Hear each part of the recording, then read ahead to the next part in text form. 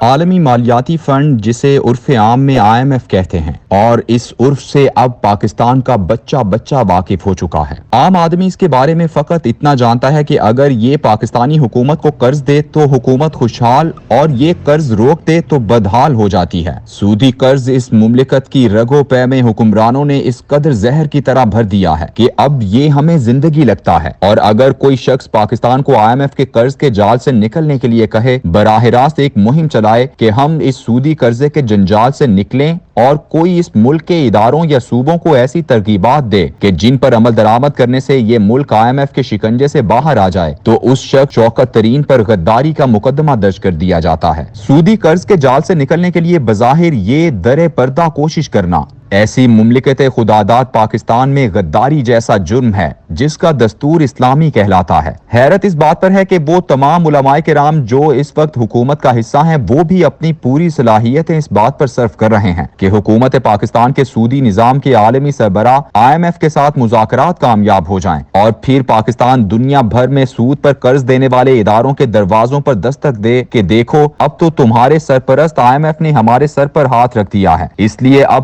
تم ہمیں بے خوف ہو کر سود پر قرض دے سکتے ہو۔ ایسا کرتے ہوئے ان تمام علماء کرام کے دل پر کیا گزرتی ہوگی کہ وہ اللہ اور اس کے رسول اللہ صلی اللہ علیہ وآلہ وسلم کے خلاف جنگ کا نہ صرف ہر اول دستہ ہیں، بلکہ ان میں سے ایسے بھی ہیں جو مسلسل بلوچستان اور خیبر پختونخوا میں وزارت خزانہ پر متمکن رہے ہیں، یعنی باقی تمام وزارتیں تو اس سودی نظام میں ایک عامی سپاہی کے طور پر پیچھے والی صفوں میں شریک ہوتی ہیں، لیکن وزارت خزانہ تو قلب لشکر میں بغاوت کا علم تھامے ہوئے اللہ اور اس کے رسول صلی اللہ علیہ وآلہ وسلم کے خلاف جنگ کی قیادت کر رہی ہوتی ہیں۔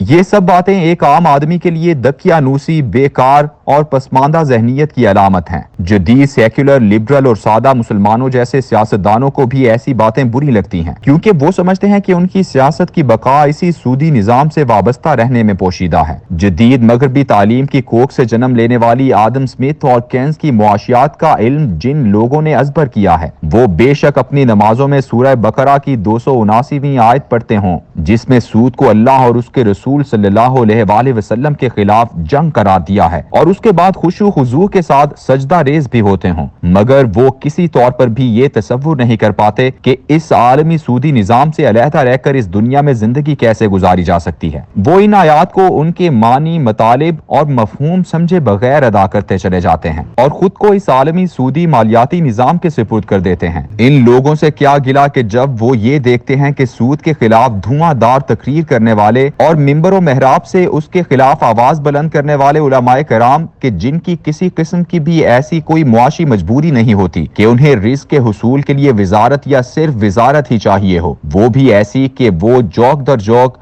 اور کشاں خاص طور پر وزارت خزانہ کی دلکش کرسی پر براجمان ہو جائیں، تو ایسے میں عام آدمی یقیناً اس غلط فہمی کا ضرور شکار ہوتا ہے کہ سود کے خلاف جنگ دین میں کوئی ایسا بڑا مسئلہ نہیں ہے جس پر جذباتی ہو کر اسے دین و ایمان کا معیار بنا لیا جائے۔ عام آدمی یہ تاثر لیتا ہے کہ یہ تو محض ایک علمی بحث ہے جو ہمارے علماء کرام صدیوں سے فقہ کی کتابوں میں کرتے چلے آئے ہیں۔ قول و فعل کے اس تضاد کی وجہ سے آج تک ایک عام آدمی کے سامنے سود، سودی نظام اور اللہ کی طرف سے جانے والی وعید کی کوئی حیثیت باقی نہیں رہی۔ یہ بالکل ایسے ہی ہے جیسے علماء کرام فحاشی و عریانی اور رقص و سرور کے خلاف مسلسل تقریریں کریں، مگر ہر مدرسے اور مسجد کے اخراجات پورے کرنے کے لیے انتظامی کمیٹی اس بات کی اجازت دے کہ شہر میں ایک سینما خرید کر چلایا جائے اور اس کی حلال آمدنی سے مدرسے یا مسجد کا انتظام کیا جائے، یا پھر حکومت سے شراب خانے کا لائسنس لے کر اس کی آمدن سے علماء کے وظائف اور تنخواہیں ادا کی جائیں۔ پاکستان ہی نہیں، تمام مسلمان ممالک کی اجتماعی زندگی میں سود رچا بسا ہوا ہے، اور اس کے بارے میں رسول اکرم صلی اللہ علیہ وآلہ وسلم نے پیش گوئی کرتے ہوئے خبردار بھی کیا تھا کہ لوگوں پر ایک زمانہ ایسا بھی آئے گا جب ہر کوئی سود کھانے والا ہوگا، اگر سود نہ کھائے تو اس کا غبار اسے ضرور پہنچ کر رہے گا۔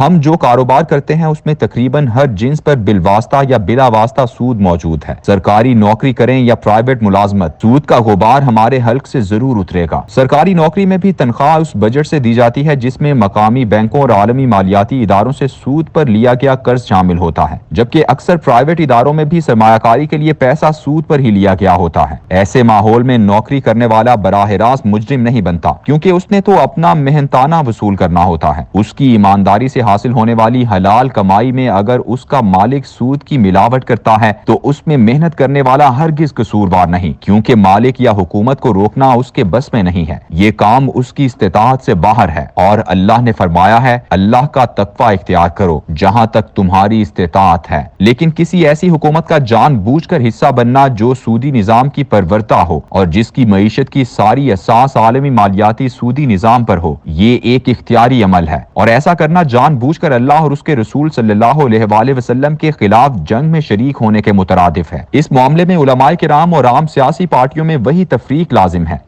جو ایک عام آدمی کی اسلامی معاشی معاملات کی سمجھ بوجھ اور ایک عالم دین کی سمجھ بوجھ میں کی جاتی ہے۔ جیسے ایک عام آدمی اپنے علماء کرام کو سودی نظام میں اہم ذمہ داریاں لیتے ہوئے دیکھ کر خود کو تسلی دے لیتا ہے کہ یہ سب کچھ شاید اتنا خوفناک نہیں ہے جتنا ممبر و محراب سے بتایا جاتا ہے۔ اسی طرح تمام دیگر جمہوری سیاسی پارٹیاں بھی اس جرم میں ان علماء کرام کے نقش قدم پر چلتے ہوئے اسے اللہ اور اس کے رسول صلی اللہ علیہ وآلہ وسلم سے جنگ تصور ہی نہیں کر پاتی۔ وہ سمجھتی ہیں کہ اگر یہ واقعی جنگ ہوتی تو دین کا علم رکھنے والے اتنے سارے علماء ہمارے شانہ بشانہ اس نظام کا ہر رول دستہ نہ بنتے۔ لیکن یہاں تو معاملہ یہ ہے کہ یہ علماء عالمی مالیاتی سودی نظام کے شریک کار کے طور پر وزارت خزانہ کی کرسی پر متمکن ہونے سے بھی نہیں جھجکتے۔ ہمارے سیاسی علماء کا یہ وہ عمل ہے جو پاکستان کی ہر سیکولر، لبرل، جمہوری سیاسی پارٹی کے لیے سودی نظام کے دفاع کے لیے جواز فراہم کرتا ہے۔ حافظ نے خوب کہا تھا، چون کفر از کعبہ برخیزد کجا ماند مسلمانی، جب کفر کعبے سے نکلنے لگے تو بیچارہ مسلمان کہاں جائے۔